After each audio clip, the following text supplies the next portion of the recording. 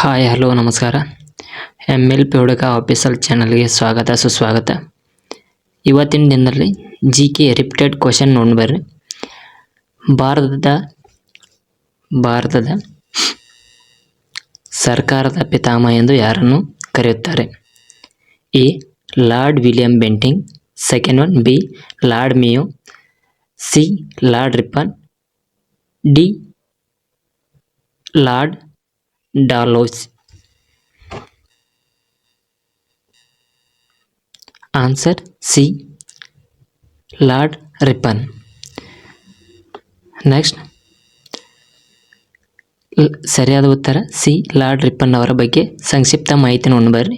Lord Ripon ಅವರ 1880 ಮತ್ತು 1884 ಭಾರತದ ವೈಸರಾಯ ಆಗಿ ಆಡಳಿತವನ್ನು ನಡೆಸಿದ್ದರು ಹಾಗೂ ಈ ಉದಾರವಾಗಿ ರಾಜಕಾರಣಿಯಾಗಿ ಭಾರತದ ಆಂತರಿಕ ಆಡಳಿತದಲ್ಲಿ ಅನೇಕ ಸುಧಾರಣೆಗಳಿಗೆ ಹೆಸರುವಾಸಿಯಾಗಿದ್ದರು. ಲಾರ್ಡ್ ರಿಪ್ಪನ್ ರವರು ಅವರ ಸ್ಥಳೀಯ ಸರ್ಕಾರ ಪಿತಾಮಹ ಎಂದು ಲಾರ್ಡ್ ರಿಪ್ಪನ್ ಅವರನ್ನ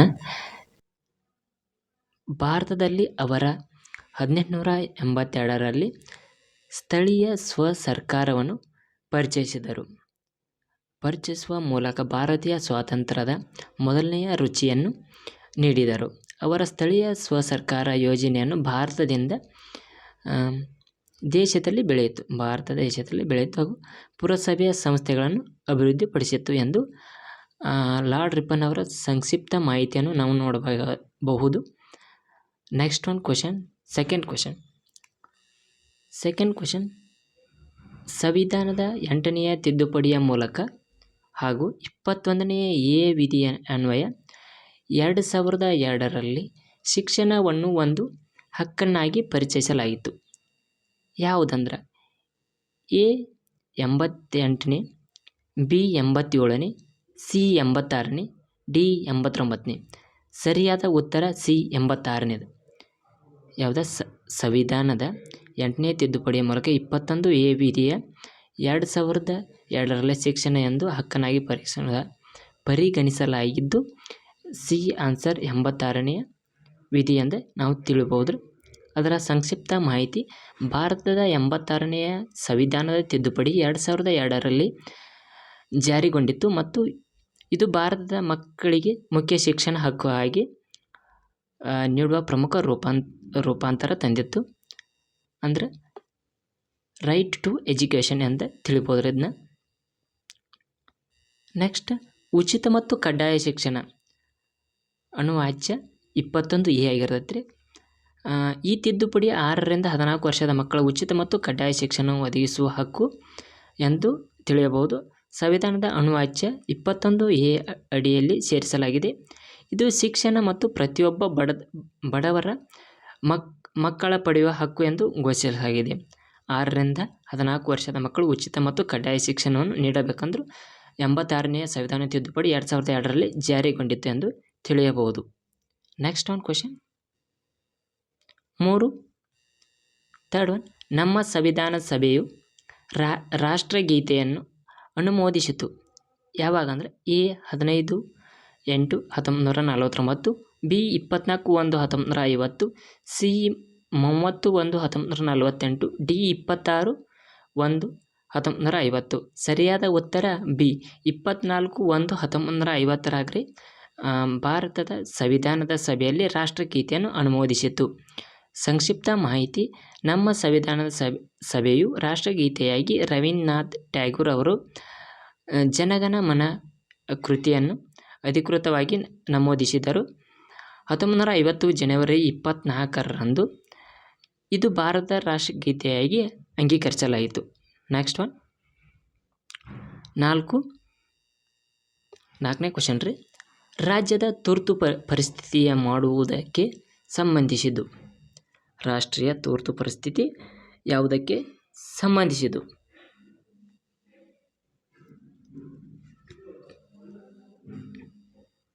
ಯಾವುದಕ್ಕಂದ್ರೆ ಫೋರ್ತ್ ಒನ್, ರಾಷ್ಟ್ರ ತುರ್ತು ಪರಿಸ್ಥಿತಿ ಯಾವುದಕ್ಕೆ ಸಂಬಂಧಿಸಿದ್ದು? ಎ 352ನೇ ವಿಧಿ, ಬಿ 356ನೇ ವಿಧಿ, ಸಿ 365ನೇ ವಿಧಿ, ಡಿ 382 370ನೇ ವಿಧಿ. ಸರಿಯಾದ ಉತ್ತರ ಬಿ 356ನೇ ವಿಧಿ. ಇದರ ಸಂಕ್ಷಿಪ್ತ ಮಾಹಿತಿ: ಭಾರತದ ಸಂವಿಧಾನ 356ನೇ ವಿಧಿಯ ಪ್ರಕಾರ ರಾಜ್ಯ ಸರ್ಕಾರವು ಸಂವಿಧಾನಿಕ ನಿರ್ಬಂಧನೆ ಮತ್ತು ಮಾರ್ಗಸೂಚನೆಗಳ ಪ್ರಕಾರ ತಮ್ಮ ರಾಜ್ಯವನ್ನು ಆಡಳಿತ ಮಾಡಲು ಅಸಮರ್ಥವಾಗಿದ್ದರೆ ಕೇಂದ್ರ ಹಾಗೂ ಸರ್ಕಾರದ ತನ್ನ ಆಡಳಿತ ಸ್ಥಗಿತಗೊಳಿಸುವ ಮತ್ತು ನೇರ ಯಾವ ರಾಜ್ಯದಲ್ಲಿರ್ತದೆ ಆ ನಿಯಂತ್ರಣ ತೆಗೆದುಕೊಳ್ಳುವ ಅಧಿಕಾರವನ್ನು ಹೊಂದಿರುತ್ತದೆ ಎಂದು ರಾಜ್ಯ ತುರ್ತು ಪರಿಸ್ಥಿತಿ ತಿಳಿಸುತ್ತದೆ. 356ನೇ ವಿಧಿಯು ತಿಳಿಸುತ್ತದೆ. ನೆಕ್ಸ್ಟ್ ಒನ್, 5ನೇ ಕ್ವಶನ್. ಭಾರತದ ಸಂವಿಧಾನದ 371J ವಿಧಿ ಯಾವುದಕ್ಕೆ ಸಂಬಂಧಿಸಿದೆ? ಭಾರತದ ಸಂವಿಧಾನ 371ನೇ ವಿಧಿ ಜೆಯು A Kalyana Karnataka, B Goa, C Sikkim, D Mizoram. ಇದರಲ್ಲಿ ಸರಿಯಾದ ಉತ್ತರ ಎ ಕಲ್ಯಾಣ ಕರ್ನಾಟಕ. ಭಾರತದ ಸಂವಿಧಾನ 371J ವಿಧಿಯು ಯಾವುದಕ್ಕೆ ಸಂಬಂಧಿಸಿದೆ ಎಂದರೆ ಎ ಕಲ್ಯಾಣ ಕರ್ನಾಟಕ ಎಂಬ ವಿಧಿಗೆ ಇದನ್ನು ಕಲ್ಯಾಣ ಕರ್ನಾಟಕ ಎಂಬ ಸಂವಿಧಾನ ವಿಧಿಯು 371J ವಿಧಿಯು ವಿಧಿಸುತ್ತದೆ ಎಂದು ತಿಳಿಯಬಹುದು. ನೆಕ್ಸ್ಟ್ ಒಂದು ಕ್ವಶನ್, ಸಂಕ್ಷಿಪ್ತ ಮಾಹಿತಿ. 371J ವಿಧಿಯ ಸಂಕ್ಷಿಪ್ತ ಮಾಹಿತಿ: 2012ರಲ್ಲಿ ಭಾರತದ ಸಂವಿಧಾನಕ್ಕೆ 98ನೇ ತಿದ್ದುಪಡಿ ಕಾಯ್ದೆಯ ಅನ್ವಯ 371J ವಿಧಿಯನ್ನು ಸೇರಿಸಲಾಯಿತು. ಈ ತಿದ್ದುಪಡಿಯ ಕಾಯ್ದೆಯ ಅನ್ವಯ ಕಲ್ಯಾಣ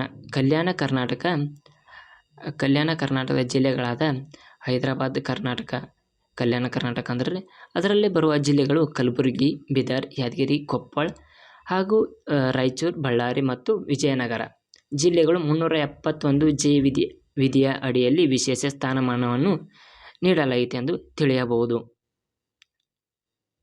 ನೆಕ್ಸ್ಟ್ ಒನ್, 6. ಎಸ್ ಎಂಬ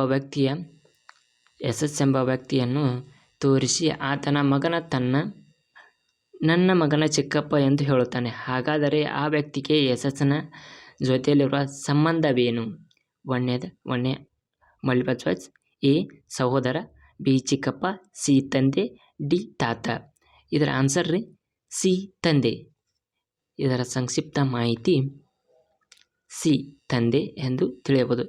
ಇಲ್ಲಿ ಗೊಂದಲ ಮಾಡಿಕೊಳ್ಳುವ ಅವಶ್ಯಕತೆ ಇಲ್ಲ, ಏಕೆಂದರೆ ಆ ವ್ಯಕ್ತಿಯ ಮಗ ಎಸ್ನ ಮಗ ಚಿಕ್ಕಪ್ಪನಾದರೆ ಆತ ಎಸ್ನ ತಮ್ಮನಾಗುತ್ತಾನೆ ಮತ್ತು ಎಸ್ನ ತಮ್ಮನ ತಂದೆ ಎಸ್ನಿಗೂ ಸಹ ತಂದೆಯಾಗುತ್ತಾನೆ ಅಲ್ಲವೇ? ಆದ್ದರಿಂದ ಉತ್ತರ ಸಿ ಸರಿಯಾಗಿದೆ, ಅದು ತಂದೆ ಎಂದು ತಿಳಿಸುತ್ತದೆ. ನೆಕ್ಸ್ಟ್ ಒನ್, 7ನೇ ಕ್ವಶನ್ ರೀ. 7th ಒನ್, ಕೆಳಗಿನವು ಯಾವುದು ಸರಿಯಾಗಿ ಹೊಂದಿಕೆಯಾಗಿಲ್ಲ? A Darjeeling Paschim Bangal, B mount Abu Rajasthan, C Kodaikanal Tamil Nadu, C Shimla Uttarakhand. ಸಂಕ್ಷಿಪ್ತ ಮಾಹಿತಿ: ಉತ್ತರ ಡಿ ಸರಿಯಾದ ಉತ್ತರ.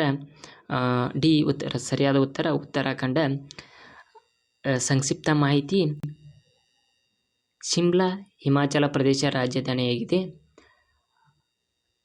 ಧರ್ಮಶಾಲಾ ಮತ್ತು ಶಿಮ್ಲಾ 2 ರಾಜಧಾನಿಗಳು ಆಗಿವೆ ಎಂಬುದು ತಿಳಿಯಬಹುದು. ಹೀಗಾಗಿ ಡಿ ಆಯ್ಕೆಯ ತಪ್ಪಾಗಿದೆ. ಬೆಟ್ಟಗಳ ರಾಣಿ ಡಾರ್ಜಿಲಿಂಗ್ ಪಶ್ಚಿಮ ಬಂಗಾಳದಲ್ಲಿದೆ. ರಾಜಸ್ಥಾನದ ರಾಜ್ಯದ ಸಿರೋಹಿ ಜಿಲ್ಲೆಯ ಪಿಂಡಾವರದಲ್ಲಿರುವ ಅರ್ಕಾವಳಿಯ ಶ್ರೇಣಿಯ ಮೌಂಟ್ ಅಬು ಮತ್ತು ಶಿಖರ ಕಂಡುಬರುತ್ತದೆ. ದಿವಾರ್ ಜೈನ್ ದೇವಾಲಯಗಳು ಪ್ರಸಿದ್ಧವಾಗಿವೆ ಮತ್ತು ಅರಾವಳಿಯ ಶ್ರೇಣಿಯಲ್ಲಿ ಗುರುಶಿಖರ ಅತಿ ಎತ್ತರದ ಶಿಖರವಾಗಿದೆ.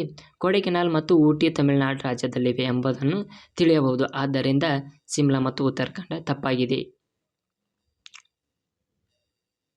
Next question 8. ಸಂವಿಧಾನ ರಚನಾ ಸಭೆಯ ಸಂಬಂಧಿಸಿದಂತೆ ಕೊಟ್ಟಿರುವ ಹೇಳಿಕೆಗಳನ್ನು ಗಮನಿಸಿ ಹಾಗೂ ಯಾವ ಹೇಳಿಕೆ ಸರಿಯಾಗಿದೆ ಎಂಬುದನ್ನು ತಿಳಿಸಿ. ಫಸ್ಟ್ ಒನ್, ಎ ಸಭೆಯ ಪ್ರತಿನಿಧಿ 4 ಕ್ಷೇತ್ರಗಳಿಂದ ಹಿಂದೂ, ಮುಸ್ಲಿಂ, ಸಿಖ್ ಮತ್ತು ಕ್ರಿಶ್ಚಿಯನ್ನಿಂದ ಆಯ್ಕೆಗೊಂಡಿದ್ದರು. ಸೆಕೆಂಡ್ ಒನ್, ಕೇಂದ್ರ ಸಂವಿಧಾನ ಸಮಿತಿಯ ಅಧ್ಯಕ್ಷರಾಗಿ ಸರ್ ವಲ್ಲಭಭಾಯಿ ಪಟೇಲ್ ಇದ್ದರು.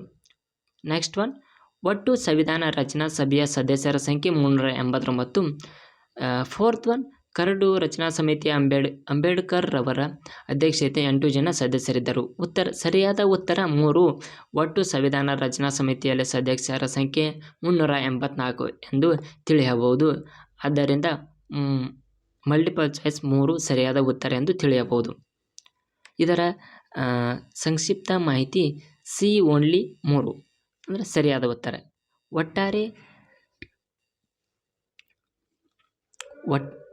ಒಟ್ಟು ಸಂವಿಧಾನ ರಚನಾ ಸಮಿತಿಯ ಸದಸ್ಯರ ಸಂಖ್ಯೆ 389. ಮೂಲ ಸಂವಿಧಾನ ರಚನಾ ಸಭೆಯ ಒಟ್ಟು 389 ಸದಸ್ಯರು ಒಳಗೊಂಡಿತ್ತು. ಅದರಲ್ಲಿ 296 ಬ್ರಿಟಿಷ್ ಭಾರತದಿಂದ, 93 ರಾಜ್ಯಪ್ರಭುತ್ವದ ರಾಜ್ಯಗಳಿಂದ ಮತ್ತು 4 ದೆಹಲಿ, ಅಜ್ಮೀರ್, ಮೇವಾರ್, ಕೂರ್ಗ್ ಮತ್ತು ಬ್ರಿಟಿಷ್ ಬಲೂಚಿಸ್ತಾನ್ ಪ್ರಾಂತ್ಯಗಳಿಂದ ಸೇರಿದ್ದರಾಗಿದ್ದರು ಎಂಬುದನ್ನು ತಿಳಿಯಬಹುದು. ವಿಭಜನೆಯ ನಂತರ ಈ ಸಂಖ್ಯೆ 299ಕ್ಕೆ ಇಳಿಕೆಯಾಗುತ್ತದೆ ಅಥವಾ ಇಳಿಯುತ್ತದೆ ಎಂಬುದನ್ನು ನೋಡಬಹುದು. 9ನೇ ಕ್ವೆಶ್ಚನ್. ಕುಂಭಮೇಳವು ಉತ್ತರ ಪ್ರದೇಶದ ಪ್ರಯಾಗ್ರಾಜ್ ಮಹಾಕುಂಭಮೇಳ ನಡೆಯುತ್ತದೆ. ಈ ಕಾರ್ಯಕ್ರಮದಲ್ಲಿ 48 ಕೋಟಿ ಹೆಚ್ಚು ಭಕ್ತಾದಿಗಳು ಆಗಮಿಸುತ್ತಾರೆ ಎಂದು UP ಸರ್ಕಾರ ಅಂದಾಜಿಸಿದೆ. ಗಂಗಾ ಮತ್ತು ಯಮುನಾ ಮತ್ತು ಸರಸ್ವತಿ ನದಿಗಳ ಸಂಗಮಿಸುವ ತ್ರಿವೇಣಿ ಸಂಗಮ ಸ್ನಾನ ಮಾಡಿದರೆ ಮೋಕ್ಷ ಪ್ರಾಪ್ತಿಯಾಗುತ್ತದೆ ಎಂಬುದನ್ನು ಭಕ್ತರ ನಂಬಿಕೆ. UP ಸರ್ಕಾರವು ಇದರಲ್ಲಿ ನಿರ್ವಹಣೆಗಾಗಿ 7,000 ಕೋಟಿ ರೂಪಾಯಿಗಳನ್ನು ನಿಗದಿಪಡಿಸಲಾಗಿದೆ. ಹಾಗೂ 44 ದಿನಗಳ ಕಾಲ ನಡೆಯುವ ಮಹಾಕುಂಭಮೇಳ 2025 ಜನವರಿ 13ರಂದು ಮಕರ ಸಂಕ್ರಾಂತಿಯಿಂದ ಪ್ರಾರಂಭವಾಗಿ ಫೆಬ್ರವರಿ 26 ಶಿವರಾತ್ರಿಯವರೆಗೆ ಮುಕ್ತಾಯವಾಗುತ್ತದೆ ಎಂಬುದನ್ನು ತಿಳಿಯಬಹುದು. ಇದರಲ್ಲಿ ಕುಂಭಮೇಳದಲ್ಲಿ 4 ವಿಧಗಳಿದ್ದಾವೆ. ಅದರಲ್ಲಿ ಫಸ್ಟ್ ಒನ್ ಕುಂಭಮೇಳ ಎಂದರೆ ಕುಂಭಮೇಳ 4 ವರ್ಷಕ್ಕೊಮ್ಮೆ ಬರ್ತೈತ್ರಿ. ಅರ್ಧ ಕುಂಭಮೇಳ 6 ವರ್ಷಕ್ಕೊಮ್ಮೆ ಬರ್ತೈತ್ರಿ. ಅದ ಪೂರ್ಣ ಕುಂಭಮೇಳ 12 ವರ್ಷಕ್ಕೊಮ್ಮೆ ಬರ್ತೈತ್ರಿ. ಮಹಾಕುಂಭಮೇಳ 144 ವರ್ಷಗಳಿಗೊಮ್ಮೆ ಬರ್ತೈತ್ರಿ.